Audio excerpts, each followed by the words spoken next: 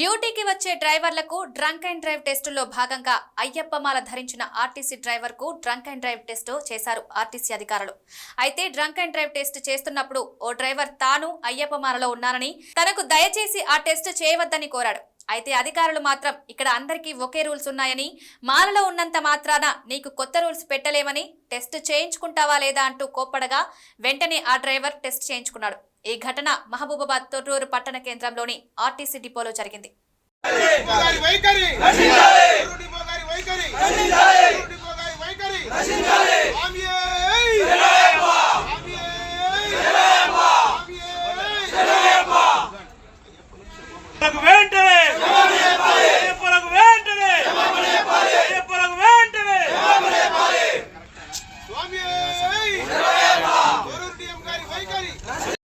ఖచ్చితంగా స్వామి అనేది క్షేమపాలు చెప్పాలి.